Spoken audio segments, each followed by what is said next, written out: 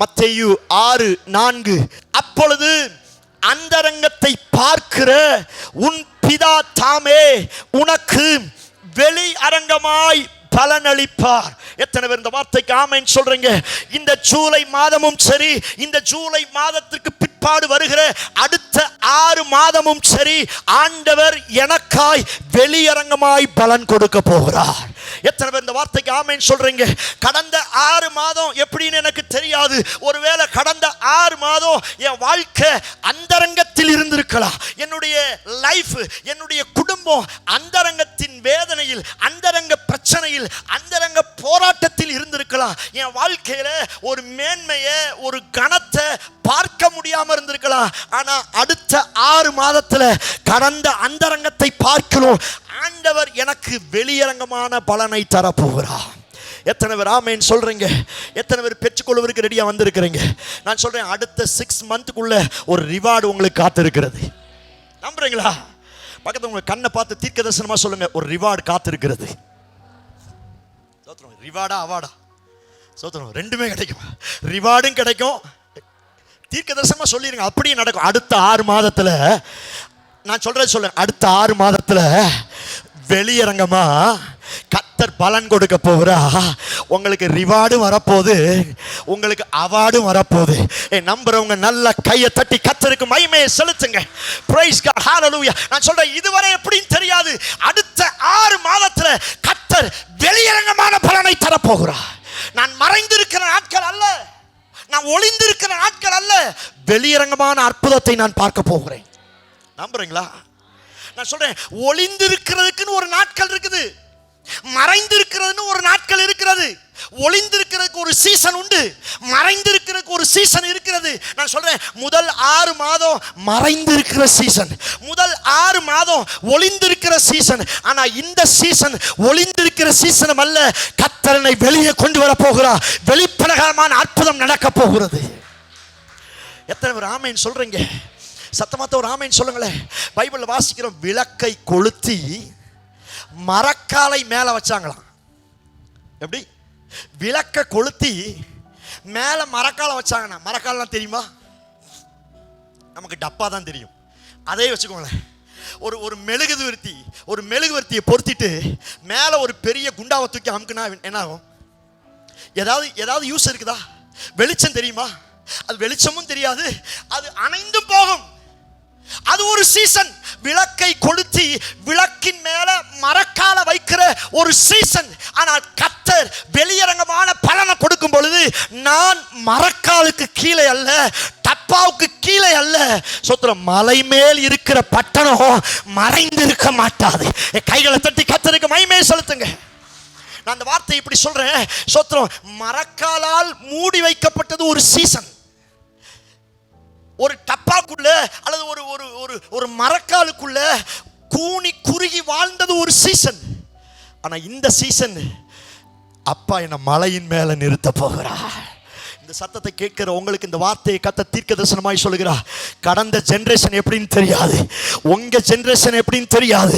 ஒருவேளை நீங்க ஒரு கூடைக்குள்ள இருந்திருக்கலாம், ஒருவேளை நீங்க ஒரு கெபிக்குள்ள இருந்திருக்கலாம், நீங்க ஒரு வட்டத்துக்குள்ள இருந்திருக்கலாம். ஆனா கர்த்தர் வெளியரங்கமான பலனை கொடுக்கும் பொழுது உங்க பிள்ளைங்க மலை மேல் இருக்கிற பட்டணமாய், கையை தட்டி பெற்றுக்கொள்ளுங்க, உங்க பிள்ளைகளை இப்பொழுது இருக்கிறதை போல அல்ல, மலை மேல் இருக்கிற பட்டணமாய்.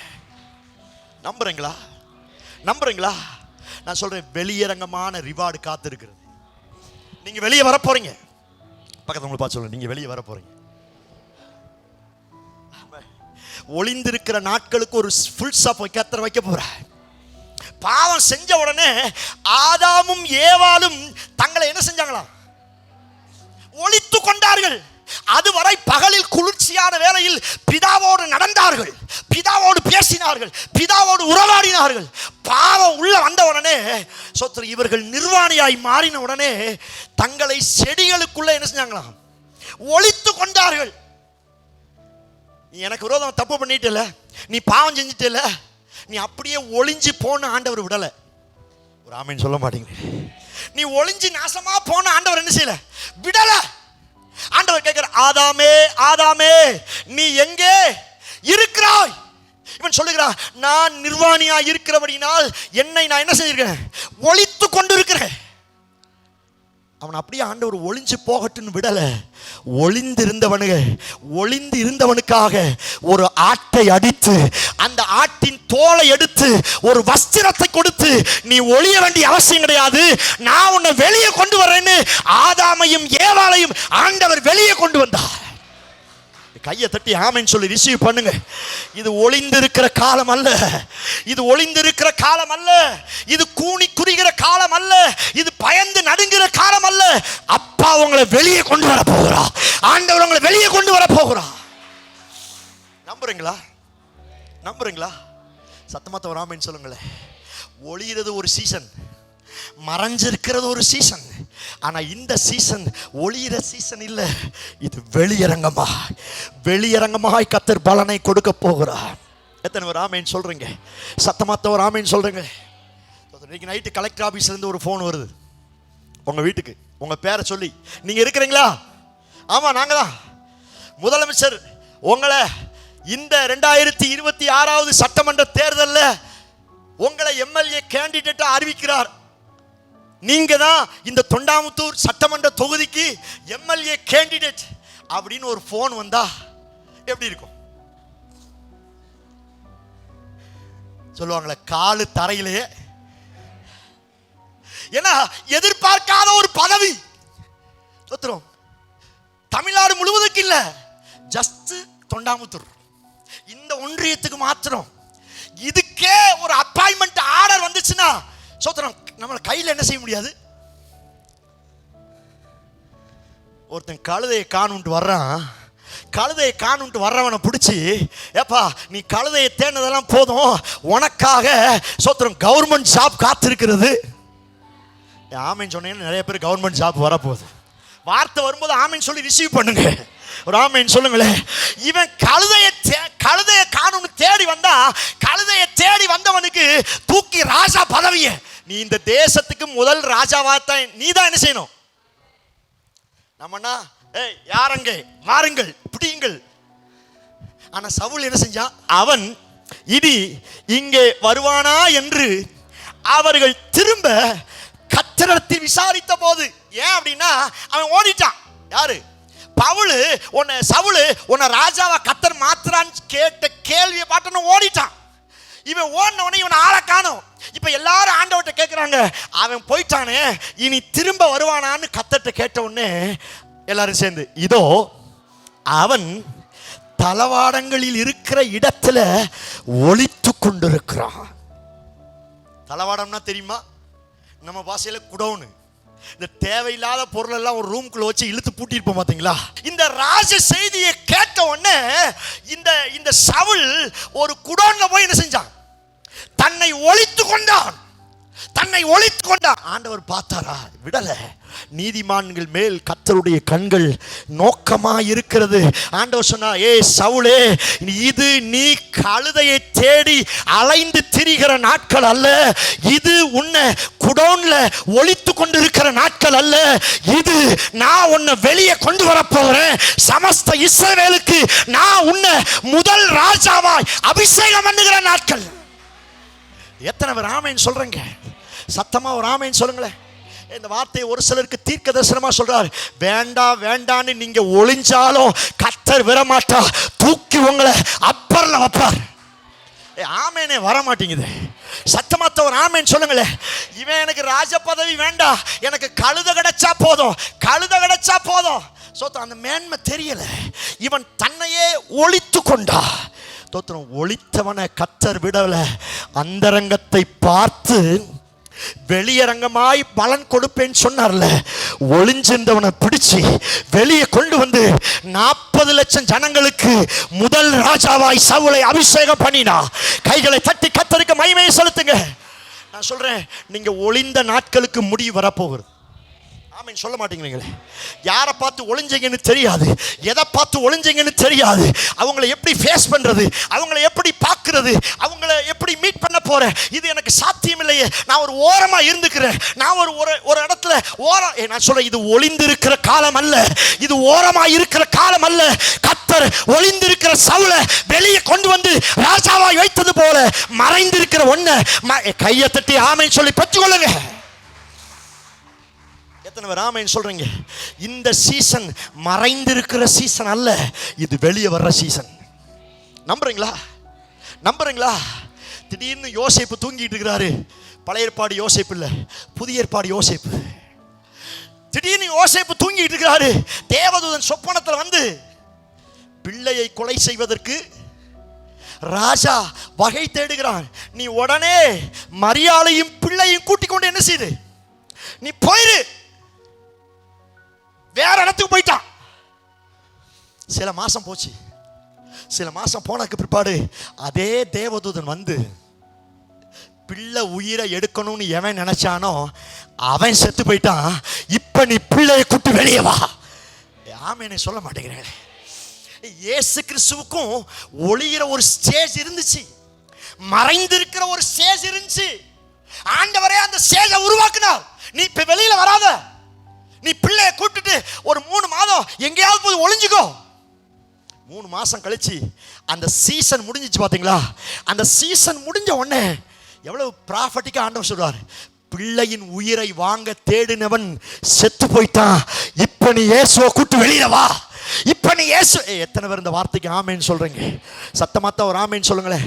ஒரு சீசன் வரைக்கும் தான் நீங்க ஒளியிற சீசன். பக்கத்துல உங்களை பார்த்து சொல்லுங்க, ஒரு சீசன் வரைக்கும் தான் நீங்க ஒளிஞ்சிருப்பீங்க. அதுக்கடுத்து நீங்களே நினைச்சாலும் அவர் அடமாட்டார். ஆமென் சொல்ல மாட்டேங்கிறேன். 1000 கையை வச்சு இப்படி மறைச்சாலும் சூரியன் காலையில 6 மணிக்கு வெளியே வர்றத யாரும் என்ன செய்ய முடியாது. சொல்ல மாட்டேங்கிறீங்களே. நான் சொல்றேன், நீங்க மறைஞ்சிருக்கிறன்னு ஒரு சீசன் இருந்துச்சு. அந்த சீசன்ல கர்த்தரே உங்களை ஒளிய வச்சா, ஒருவேளை உங்க பாவத்தினால நீங்களே ஒளிஞ்சிருக்கலாம். ஆனா ஒரு சீசன் வரப்போது, சூரியன் உதயமாகிற சீசன் வரும் பொழுது எத்தனை கைகள் தடுக்க வந்தாலும் கையை தட்டி பெற்றுக்கொள்ளுங்க. ஆண்டவர் உங்களை வெளியே கொண்டு வருவா. எத்தனை பேர் ஆமென் சொல்றீங்க? எத்தனை பேர் ஆமென் சொல்றீங்க? 3 மாதம் மோசைய ஒளிச்சு வச்சாங்களாம். ஏன் ஒளிச்சு வச்சாங்க? சொல்லுங்க சொல்லுங்க சொல்லுங்க. ஆண் குழந்தை எங்க பிறந்தாலும் ஆண் குழந்தையை கொலை செய்யணும். ராஜா என்ன செஞ்சாரு? 3 மாசம் பொத்தி பொத்தி பொத்தி பொத்தி எப்படியோ ஒளிச்சு வச்சுட்டா. ஆனா 4வது மாசம் ஸ்டார்ட் பண்ணும்போது ஒரு சீசன் முடிஞ்ச உடனே மோசையை ஒளிச்சு வைக்கவே முடியல. ஒரு சீசன் தாங்க, ஒரு சீசன் ஒளியிற சீசன். ஒரு சீசன் வந்துச்சுன்னா என்னை யாரும் ஒளிச்சு வைக்கவே முடியாது. இந்த வார்த்தையை கர்த்தர் உங்களுக்கு தீர்க்கதரிசனமா சொல்றா. ஒளிச்சு வைக்கவே முடியாத ஒரு சீசன் உனக்கு ஸ்டார்ட் ஆக போகிறது. அந்த வசனத்தை இன்னைக்கு காலையில படிக்கும் பொழுது அவ்வளவு அழகா இருந்துச்சு. ஸ்தோத்திரம். யாத்திராகமம் 2வது அதிகாரம் 2-3 வாசிப்போம்.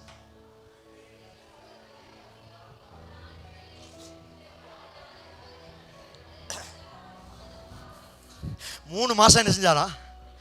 ஒளிச்சு வச்சுட்டா. அதுக்கடுத்த வசனம், அவள் அதை அப்புறம் ஒளித்து வைக்க முடியாமல். நான் சொல்றேன், ஒரு சீசன் வர்ற வரைக்கும் தான் ஒளிச்சு வைக்க முடியும். அது உங்க சொந்தக்காரங்களா இருந்தாலும் சரி, உங்க கூட பிறந்தவங்களா இருந்தாலும் சரி, உங்க பக்கத்து வீட்டுக்காரனா இருந்தாலும் சரி, நீ வேலை பார்க்குற இடத்துல ஒரு சீசன் வரைக்கும் தான் உங்களை தலையில கொட்டி கொட்டி கொட்டி கொட்டி உங்களை ஒளிச்சு ஒளிச்சு கீழே போட்டு மிதிக்க வைக்க முடியும். ஆனா ஒரு சீசன் வரும் பொழுது, ஒரு சீசன் வரும் பொழுது உன்னை எவனும் ஒளிச்சு கையை தட்டி ஆமென் சொல்லுங்க. அவள் அதை அப்புறம் ஒளித்து வைக்க. நான் சொல்றேன், உங்களை மறைக்கிற ஒரு சீசனே இனி வராது. எவன் வேலை பார்க்குற இடத்துல மறைச்சானோ உங்களுக்கு வர வேண்டிய பணம் வரவிடாதபடி, உங்க பிரயாசத்திற்கு ஏற்ற ப்ரமோஷன் வராதபடி இந்த வார்த்தையை கத்த தீர்க்கதரிசனமா சொல்றார். உங்களுக்கு வர வேண்டிய ஆப்பர்ச்சுனிட்டி, உங்களுக்கு வர வேண்டிய சோத்திரம் உயர்வு பதவி, சோத்திரம் உங்க ஸ்டாண்டர்ட் வளரக்கூடாதபடி ஒருவேளை ஒரு சீசன்ல உங்களை ஒளிச்சு வச்சிருக்கலாம், ஒருவேளை உங்களை மிதிச்சு வச்சிருக்கலாம், உங்களை மறைச்சு வச்சிருக்கலாம். ஆனா அடுத்த 6 மாதத்துல ஒரு சீசன் வரும் பொழுது அந்த சீசன்ல உங்களை ஒருத்தரும் மறைக்க முடியாது, ஒருத்தரும் மறைக்க முடியாது. ஹல்லேலூயா. நம்புறீங்களா? எத்தனை ஆமென் சொல்றீங்க? பக்கத்தில் உங்களுக்கு பார்த்து சொல்லுங்க, உங்களை ஒளிச்சு வைக்க முடியாத ஒரு சீசன் வரப்போகுது.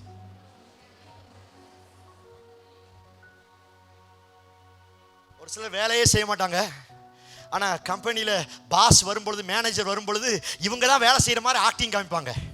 நைட்டும் போல ஒருத்தவங்க பேயா நாயா உழைச்சிருப்பாங்க, அவங்க தான் உண்மையாக உழைச்சிருப்பாங்க.